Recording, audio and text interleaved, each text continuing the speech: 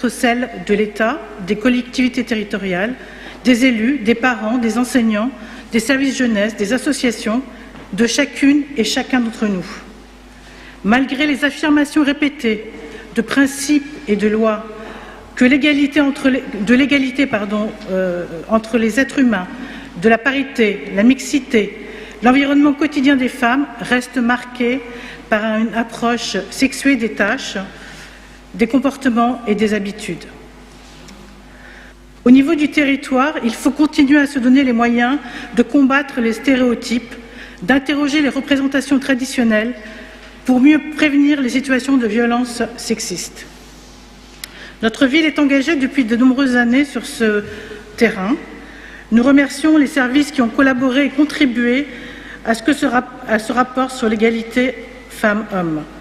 Il apporte un éclairage très intéressant sur la féminisation croissante des carrières, qui ne sont plus uniquement masculines, et présente les actions qui contribuent à améliorer l'égalité femmes-hommes dans notre ville. Nous nous en réjouissons, d'autant plus qu'au sommet de l'État, l'exemplarité n'est pas de mise, quand dans les cabinets ministériels, seuls 37% des conseillers sont des femmes. Cependant, quelques indicateurs manquent dans ce rapport, concernant notamment les contractuels en contrat court, dont les vacataires, et les pratiques genrées des entreprises qui ont une délégation de la ville. Donc, je pense notamment à la société de nettoyage des équipements municipaux. Il serait souhaitable qu'il figure dans le prochain rapport, afin d'avoir une vision globale et précise de l'avancée de l'égalité femmes-hommes. Le focus sur l'action de la ville en matière de violences faites aux femmes est bien documenté. Des actions et projets sont proposés autour de la Journée internationale des droits des femmes, qu'il faut évidemment poursuivre. Cependant, existe une deuxième journée qui n'est pas mentionnée, ce que nous regrettons fortement. Il s'agit du 25 novembre, la Journée internationale de la lutte contre les violences faites aux femmes.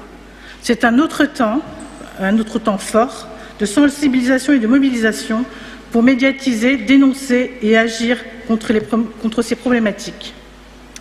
Enfin, pour une meilleure prise en charge des victimes de violences, il conviendrait d'y associer, outre les partenaires institutionnels mentionnés dans ce rapport, les associations accueillant et accompagnant les familles en grande précarité, en proposant des réunions d'information et de formation pour mieux repérer ces problématiques, orienter vers les bons interlocuteurs et éviter ainsi de se perdre dans les rouages institutionnels.